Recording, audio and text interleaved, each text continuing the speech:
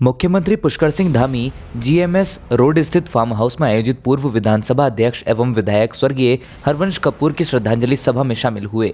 स्वर्गीय हरवंश कपूर के चित्र पर पुष्पांजलि अर्पित कर मुख्यमंत्री ने उन्हें श्रद्धांजलि दी। मुख्यमंत्री ने कहा कि जब वे युवा मोर्चा के अध्यक्ष थे तो उस समय भी स्वर्गीय हरवंश कपूर बहुत सारे कार्यक्रमों में एक कार्यकर्ता की भांति हमारे साथ जाते थे। उन्होंने हमेशा अभिभावक की तरह मेरा भी मार्गदर्शन तो किया ही, जीवन के विभिन्न पहलुओं में सामंजस्य बैठाना भी उन्होंने उनसे सीखा। उनका अचानक इस तरह से जाना परिवार के साथ ही समाज पार्टी के लिए अपूरणीय क्षति है। मुख्यमंत्री ने कहा कि कपूर साहब हमेशा हमारे स्मरण में रहेंगे। उनका व्यक्तित्व बड़ा सहज एवं सरल था। वे हमेशा आने वाली पीढ़ियों के स्मरण में भी रहेंगे और उनके व्यक्तित्व से हमारी आने वाली पीढ़ियां भी प्रेरणा लेंगी। हम सब उनके बताए मार्ग पर चलकर कार्य करेंगे। इस अवसर पर मुख्यमंत्री ने उनके शोकाकुल परिवारजनों, उनके चाहने वालों, पार्टी कार्यकर्ताओं को इस दुख को सहन करने की शक्ति प्रदान करने की ईश्वर से कामना की। चुनाव से ठीक पहले नैनीताल जिले की लालकुआं विधानसभा में भाजपा के विधायक और भाजपा के ही टिकट के दावेदार आमने सामने दिखाई दे रहे हैं। दरअसल मामला लालकुआं शहर के मालिकाना हक से जुड़ा है, जहां गुरुवार दोपहर पूर्व दर्जा राज्य मंत्री हेमंत द्विवेदी ने लालपुरा शहर के मालिकाना हक दिए जाने के ऐतिहासिक फैसले की प्रेस कॉन्फ्रेंस करते हुए जानकारी दी, तो वहीं देर शाम होते होते विधायक नवीन दुमका ने भी वीडियो जारी कर ये बताया कि 20 दिसंबर को वे लालकुआं के मालिकाना हक के पट्टे वितरित करेंगे। चुनाव से ठीक पहले मालिकाना हक को लेकर हुई कार्रवाई में टिकट की दावेदारी कर रहे हेमंत द्विवेदी और विधायक नवीन दुमका में श्रेय लेने की होड़ लगी हुई है। फिलहाल 10 लोगों को मालिकाना हक के पट्टे उनके नाम पर किए गए हैं। विधायक नवीन दुमका ने बताया कि वे लंबे समय से इसके लिए प्रयासरत थे। तो वहीं पूर्व दर्जा राज्य मंत्री हेमंत द्विवेदी ने प्रेस वार्ता में कहा कि वे इस मामले के लिए पैरवी कर रहे थे। लालकुआं नगर पंचायत की लीज न्यस्त भूमि पर बसे हुए लालकुआं निवासियों की लंबे समय से इस भूमि के मालिकाना हक की मांग थी, जिसका जियो पूर्व में भी जारी होते रहा। लेकिन जब मैं विधायक बना तो मैंने इसको अत्यंत गंभीरतापूर्वक एक लक्ष्य निर्धारित कर यह तय किया कि मैं विनियमितीकरण अपने कार्यकाल में अवश्य कराऊंगा।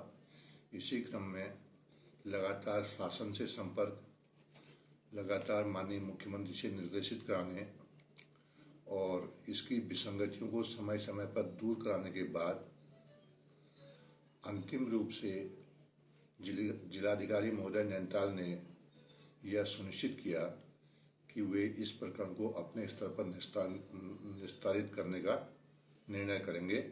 इसी क्रम में जिलाधिकारी महोदय नैनीताल ने मुझे सूचित किया कि 10 पट्टों पर उनके हस्ताक्षर होने के बाद वे वितरण के लिए उपलब्ध हैं।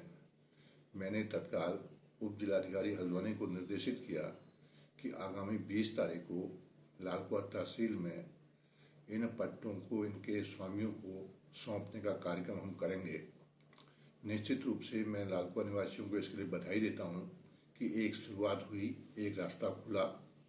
साथ ही साथ शासन, सरकार, जिलाधिकारी महोदय नैनीताल, उनके अधीनस्थ सभी कर्मचारियों को भी मैं धन्यवाद देता हूं कि उनके अथक प्रयास से बहुत सारी विसंगतियों के बाद और तमाम कमियों को निस्तारित करने के बाद यह मार्ग प्रशस्त हुआ है। मेरी लालकुआं निवासियों से अपील है कि इन 10 पट्टों को वितरित करने के साथ साथ हमने इसका समय सीमा आगामी 1 साल के लिए बढ़ा दी है। अतः और लोग भी इन पट्टों की देखा देखी अपने भूमि के मालिकाना हक के लिए प्रयास करें। मेरा उनसे आग्रह भी है और सलाह भी है कि इस जियो का और इस निस्तारित प्रकरणों को देख करके उसका लाभ अवश्य लें, जिसकी वे लंबे समय से मांग कर रहे थे। मैं पुनः लालकुआं निवासियों को और इससे संबंधित सभी अधिकारी कर्मचारियों को, लालकुआं निवासियों को बधाई देता हूं और अधिकारी कर्मचारियों को धन्यवाद देता हूं। उम्मीद करता हूं कि इसका लाभ अधिक से अधिक लोग लेंगे। मैं अपने प्रयास के लिए माननीय मुख्यमंत्री और शासन को भी धन्यवाद देता हूँ। देहरादून में विजय दिवस पर मुख्यमंत्री आवास में आयोजित सैनिक सम्मान कार्यक्रम में मुख्यमंत्री पुष्कर सिंह धामी ने पूर्व सैनिकों को सम्मानित किया। मुख्यमंत्री ने कार्यक्रम में आए प्रत्येक पूर्व सैनिक के पास जाकर शॉल भेंट कर सम्मानित किया। मुख्यमंत्री ने सभी को विजय दिवस की शुभकामना देते हुए कहा कि वीर सैनिकों के सम्मान से देश का स्वाभिमान एवं सम्मान बढ़ा है। उन्होंने कहा कि सैनिक कभी भी पूर्व सैनिक नहीं होता, वह सदैव वीर सैनिक ही रहता है। उन्होंने सैनिकों के सम्मान की इस परंपरा को आगे भी बनाए रखने की बात कही।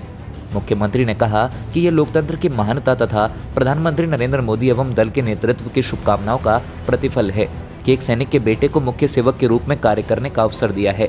मुख्यमंत्री ने कहा कि प्रधानमंत्री नरेंद्र मोदी ने सैन्य बलों की मजबूती तथा उन्हें आवश्यक सुविधाएं एवं साज सामान उपलब्ध कराने, वन रैंक वन पेंशन की सुविधा के साथ ही जवानों को गोली का जवाब तुरंत गोली से देने की छूट देकर सैनिकों को उनका वास्तविक सम्मान एवं श्रेय देने का कार्य किया है। आज हमारी सेना दुश्मन के घर जाकर उनका मुकाबला करती है। हमारी सशक्त एवं मजबूत सेना के कारण दुनिया में हमारे देश का हौसला बुलंद हो रहा है।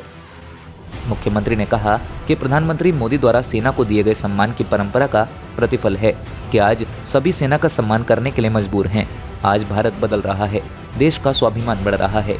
उन्होंने स्वयं को सैनिक का बेटा व भाई बताते हुए कहा कि उन्होंने अपने जीवन में अनुशासन सेना से सीखा है। सैनिकों के कल्याण के लिए जो भी जरूरी होगा उसके लिए वे सदैव तत्पर रहेंगे। उन्होंने कहा कि देहरादून में शीघ्र ही भव्य सैन्य धाम का निर्माण किया जाएगा।